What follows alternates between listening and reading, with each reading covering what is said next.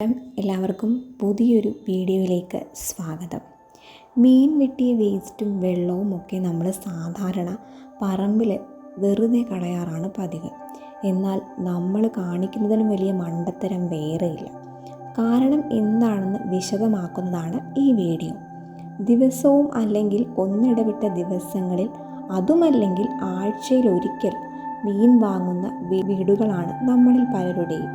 എന്നാൽ മീൻ വെട്ടിയ വേസ്റ്റും വെള്ളവും വെറുതെ കളയുന്നത് ഒരു തരത്തിൽ മണ്ടത്തരമാണ്.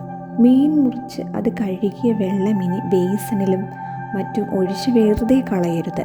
മീൻ കഴുകിയ വെള്ളം, അതുപോലെ കഞ്ഞിവെള്ളം, മുട്ടത്തോട് എന്നിവയൊക്കെ ചെടികൾക്ക് വളരാനുള്ള മികച്ച വളമാണ്. മീനിൻ്റെ തലയും മറ്റ് അവശിഷ്ടങ്ങളുമൊക്കെ ചെടിയുടെ വളർച്ചയ്ക്ക് വേണ്ട നിരവധി പോഷകങ്ങൾ അടങ്ങിയിട്ടുണ്ട്. മണ്ണിനെ വളക്കൂറുള്ളതാക്കാൻ പലതരം വിദ്യകൾ ഉപയോഗിക്കുന്നവരാണ് നമ്മൾ മലയാളികൾ.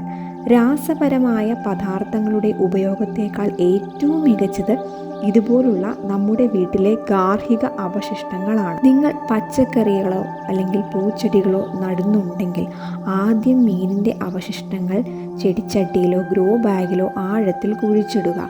ശേഷം അതിൻ്റെ മുകളിൽ തൈകൾ നടുകയും ചെയ്താൽ ചെടികൾ പെട്ടെന്ന് തന്നെ വളരുന്നത് കാണാം. നട്ട ചെടികളിൽ ഇടയ്ക്ക് മീൻ കഴുകിയ വെള്ളം ഒഴിച്ചു കൊടുക്കുകയും ചെയ്താൽ ചെടികൾ പെട്ടെന്ന് വളരും. അലങ്കാര ചെടികളിൽ ധാരാളം പൂക്കൾ ഉണ്ടാകാൻ ഈ വെള്ളം ഉപയോഗിക്കാം. മീനിലെ അവശിഷ്ടങ്ങൾ ചെടി വളർച്ചയ്ക്ക് ആവശ്യമായ ഫോസ്ഫറസ് പോലുള്ള പോഷകങ്ങൾ നൽകുന്നു. മീൻ വെള്ളം വേരുകൾക്ക് ഓക്സിജൻ നൽകാനും സഹായിക്കും. കൂടാതെ ഇത് മണ്ണിലെ നല്ല ബാക്ടീരിയകളുടെ വളർച്ചയെ സഹായിക്കുന്നുണ്ട്. വെള്ളമൊഴിക്കുമ്പോൾ ചെറിയ കുഴിയെടുത്ത് വേര് പൊട്ടാതെ വേണം വെള്ളം ഒഴിച്ചു കൊടുക്കാൻ. 5 സെൻറ്റിമീറ്റർ താഴ്ചയുള്ള കുഴിയെടുക്കുന്നതാണ് ഉത്തമം. ഇങ്ങനെ കുഴിയെടുത്തതിന് ശേഷം ഒത്തിരി വെള്ളം ചെടിക്ക് ഒഴിച്ചു കൊടുക്കാതിരിക്കുക. ചെടിച്ചട്ടിയിൽ തന്നെ വെള്ളം നിൽക്കുന്ന രീതിയിലുള്ള നനയെ ആവശ്യമുള്ളൂ. മീൻതല കുഴിച്ചിട്ടതിന് ശേഷം പുളിപ്പിച്ച കഞ്ഞിവെള്ളം ചേർത്ത് ഒഴിച്ചു കൊടുക്കുന്നതും ചെടി പെട്ടെന്ന് വളരാൻ ഉത്തമമാണ്. മാത്രമല്ല, വേറൊരു വിദ്യയും കൂടിയുണ്ട്. മീൻ കഴുകിയ വെള്ളത്തിലേക്ക് കുറച്ച് ശർക്കര ചേർത്ത് കൊടുക്കുക. എന്നിട്ട് ഒരു ദിവസം ഇത് മാറ്റി വയ്ക്കുക. അടുത്ത ദിവസം എടുത്ത് ഇതിലേക്ക് ഇരട്ടി വെള്ളം കൂടി ഒഴിച്ച് പച്ചക്കറി തൈകളുടെ ചുവട്ടിൽ ഒഴിച്ചു കൊടുക്കാവുന്നതാണ്. ഇങ്ങനെ ചെയ്യുന്നത് ചെടിയിലെ മഞ്ഞളിപ്പ്, തൈകളുടെ മുരടിപ്പൊക്കെ മാറാൻ ഉപകരിക്കുന്നതാണ്. മീൻ കഴുകിയ വെള്ളം കറിവേപ്പിലയുടെ ചുവട്ടിൽ ഒഴിച്ചു കൊടുത്താൽ കറിവേപ്പില നന്നായി തഴച്ചു വളരും. അതുപോലെ ഫിഷ് അമിനോ ആസിഡ് ഉണ്ടാക്കുന്ന വിധം കൂടി ഇവിടെ പറയുകയാണ്. ഇന്നേറിയ കർഷകരും ഉപയോഗിക്കുന്ന ജൈവ വളക്കൂട്ടാണ് ഫിഷ് അമിനോ ആസിഡ്.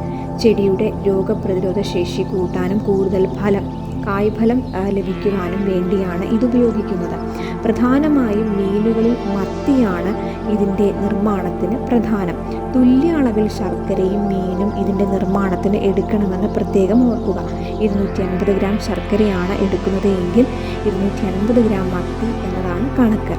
നന്നായി എയർ കടക്കാത്ത രീതിയിലുള്ള കുപ്പിയിൽ ലെയറായി ശർക്കരയും മത്തിയും സമാസമം നിറയ്ക്കുക.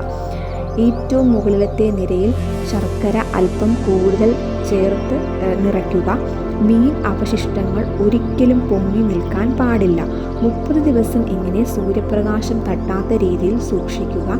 ഇത് നിറച്ച് 15 ദിവസം കഴിയുമ്പോൾ ഇതിൻ്റെ എയർ കളയേണ്ടത് അത്യന്താപേക്ഷിതമാണ്.